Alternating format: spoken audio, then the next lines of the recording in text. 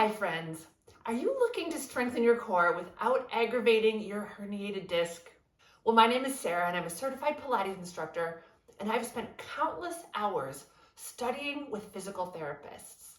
So I've learned which Pilates exercises are safe for herniated discs and which exercises should be avoided. Well, today we're going to do a quick yet effective Pilates inspired core strengthening workout that I've specially created to be safe for herniated discs. Quick disclaimer, every back is different and every herniated disc is different. Exercise is not one size fits all. Therefore, it's extremely important that you listen to your body while doing these exercises. If any of the movements that we do cause pain or aggravation, stop doing them immediately. And it's also important that you pay attention to how your back feels 24 to 48 hours following this workout. Also, if you have spinal stenosis, you're going to want to skip this workout because some of the exercises that we do, especially in the second half of this routine, can definitely be aggravating. So we're going to talk about properly engaging your core, which is key to making this workout safe and effective. So I'm going to drop my low back towards the mat, my low belly toward my low back. My low back is not pressing into the mat. It's just reaching, almost as if there were a grape under my waistband and I could lightly touch the grape with my low back. And my tailbone gently tilts up, so it's pointing straight ahead versus pointing down to the mat. I feel a subtle engaged, firm, flat, low belly and subtly engaged hips, which are helping to support my low back in this position. And the feeling that I get is as if I had a cup of espresso right below my belly button, that I could keep it balanced. It wouldn't spill. Now we want to try to keep this feeling throughout all of our movements. The first thing we're going to do is try to layer on some movement while keeping our core engaged. So I'm going to exhale, pick my right leg into tabletop. Inhale, lower it back down. And exhale, pick my left leg into tabletop. Inhale, lower it back down. And keep going, alternating legs, trying to keep my pelvis and my low back stable and reaching for the mat. Now, as you do this, note the subtle yet deep engagement that it takes to move the legs while keeping the low back and the pelvis stable and engaged. Exhale as the leg lifts. Inhale as it lowers. Exhale, other leg lifts. Inhale, lowers. You can keep doing this, or if you'd like more challenge, you can increase the pace. So the legs are changing in midair, but if you're doing this, make sure your low back is not arched, nor have you come into a pelvic tuck. That's what makes this subtle exercise so difficult and effective. Let's do one more set after this.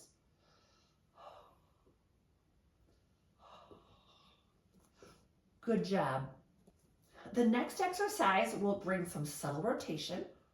If you have a small fitness ball, you can place it between your knees, but you definitely don't need it. My chest is open. I'm gently squeezing the ball, and I'm rotating my knees to the right ever so slightly, and I'm bringing my knees back to center. And I rotate my knees to the left ever so slightly, and I bring my legs back to center. Now note the ever so slightly. This is not a deep twist. If I had a clock in front of me, I'm taking my knees to about the 10 or 11 o'clock position and the 1 or 2 o'clock position. The other key factor is as I rotate to the left, my right hip and part of my right foot picks up. So my knees stay level. And my left hip picks up, knees stay level. What I'm going for is some lengthening and engagement throughout the oblique and the waist. We'll do one more set here. And last one to the right. And bring the knees back home. Now I'm going to set my ball to the side and actually keep it close by because we're going to do the 100 next. But again, it's not required. So to do my 100, first thing I'm going to do is engage my core. Lower back reaches for the mat. Balance that espresso. My arms reach long and I reach my shoulder blades down my back like they're trying to touch the back of my pelvis. I'm going to inhale, pump my arms 5 times. And exhale, pump my arms 5 times. And again, inhale, pump my arms 5 times. And exhale, pump my arms 5 times. And keep going. You're trying to pump the arms while keeping the chest stable. Gently pressing my feet into the mat to give myself some back of leg engagement. And I keep going, pumping a little bit more vigorously, and notice how hard my abdominals have to work to stabilize. If you'd like to make it more challenging, pick your left leg into tabletop and exhale, pump 5 times. And another one here, I'm gently pressing my right foot into the floor and exhale, pump the arms 5 times. Now let's switch legs. Other leg comes up as we pump the arms and exhale, pump the arms 5 times. One more breath here and last exhale. Great job. Pro tip, if you want to make this even more challenging, place a fitness ball under the foot that's on the mat. Pick that leg up, pump the arms, and feel how this unstable surface makes the exercise a lot harder. And then we'll switch legs. Ball under the left leg, right leg into tabletop, and exhale, pump those arms. The next exercise is called single leg stretch. If you have your fitness ball, it's a great one to use it with. If not, you can certainly do the exercise without. So engaging my core, my chest is nice and open. I'm going to inhale, straighten the leg long, and exhale, pull the leg in. Inhale, straighten the leg long. If you don't have your fitness ball, you're straightening the leg along the floor and pulling it right back in. Trying to keep that pelvis stable and pulling it right back in. And just a couple more. Keep balancing that espresso. And last one here.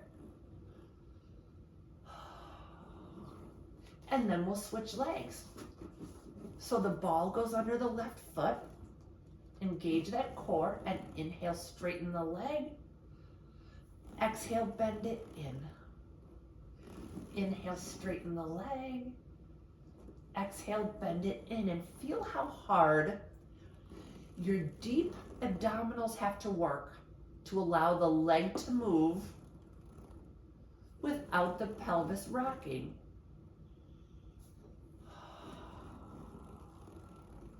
And last 2 here. Pull the leg back in. And last 1 long. And pull the leg back in.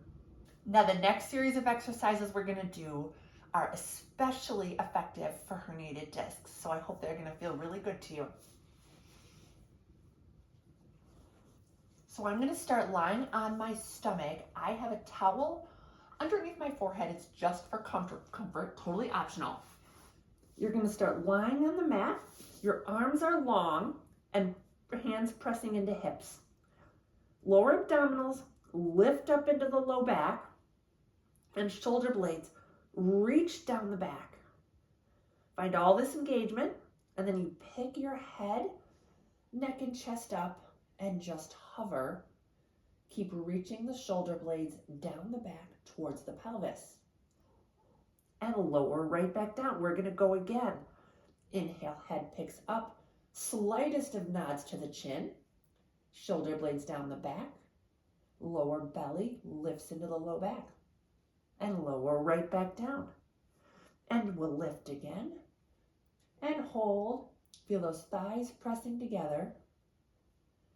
Keep breathing and lower back down. We've got 2 more to go. Your head picks up, upper and lower core engaged. If you want a challenge, you can try to pick your arms out into a T, keeping your torso stable. And arms back to the hips. And lower back down. Let's do 1 more. Head picks up, slight nod to the chin, shoulder blades down the back, low belly picks up into the low back. Option to bring your arms to a T and bring your arms back, and we'll lower back down. The next exercise is called the goal post. You're going to have your head down on the mat. Your arms are wide in goal post. And by that I mean your elbows are in line with the shoulders. So for this one, we're going to keep the head down. And I want you just to lift your low belly into your low back and pull the shoulder blades down the back. And then lift your arms up and feel all the engagement in the upper back. And lower the arms back down. Then arms pick back up, shoulder blades down the back. And then lower right back down. And arms pick up, shoulder blades down the back. And lower the arms down. And 2 more like this. Elbows pick up. Low belly lifts to the low back. Shoulder blades down the back. And just 1 more here. And hold. And lower the arms. That exercise is so hard, but so good for those of us who spend too much time looking at our cell phones. So now I'm going to come onto my forearms. My elbows are right underneath my shoulders. I pull my shoulders down my back to bring my heart forward. So I'm in an arched back position. I want to keep this feeling of shoulder blades down the back to keep my heart forward. And then I'm going to kick my right heel to my right hip and my left heel to my right hip. Now know that the kicking is secondary. The primary purpose of this exercise is to pull your shoulder blades down the back to open the heart. It's a great upper back strengthener, which is so good for posture. And 1 more set. Keep those shoulder blades down the back. Great job. Now we're nearing the end of our workout. We're going to do 2 more exercises. This next exercise is called swimming. So I'm going to lie on my stomach, slide a little bit down my back so that I have a little more room for my arms. Your arms and legs are straight, and they're so long they pick up off the mat. Now I pick my right arm and my left leg, and my left arm and my right leg. And I'm thinking more about length of reaching away from each other than lifting. And you can either stay here, or you can go right into the deep end, excuse the pun, and then you're gonna swim in midair. Keep looking at your mat. Not a big movement. Lifting the arms and legs. Looking at the mat. And relax back down. Now for our final exercise, we're gonna do some planks, which are phenomenal strengtheners because they target all deep core muscles, but they keep our backs in a neutral position. And you can do the planks on the forearms or on the wrists. I'll demonstrate both. And we're gonna start on our hands and knees. and do the forearm version first. So I'm going to drop down to my forearms. I'm going to inhale, straighten my right leg. Exhale, straighten my left leg, and come into my planks. Now, 90% of the cases, when I tell people to come into a plank, this is what they do. So make sure your hips are right in line with your shoulders and that you're a nice long line from shoulders to heels. And then we'll lower down to our knees. The next version I'll do on my hands, but if you have sensitive wrists, stay on your forearms. We're gonna lift the belly, one leg reaches back, and then the other leg, push that mat away to really engage some of those shoulder muscles. And in many cases, we need to drop our hips a bit, lift the low belly, and breathe. And if it's feeling hard, you're doing it right. And then lower back down. We'll do our last one here. Do either version you like. You're going to engage that core, reach one leg back, and then the other leg back, and hold. Push that mat away. Drop the hips, lift the belly, and breathe. And holding for a couple more breaths. Keep pushing that floor away. And lower right back down. I hope you like this workout. If you have any feedback, I'd love to see it in the comments below. Thanks for watching.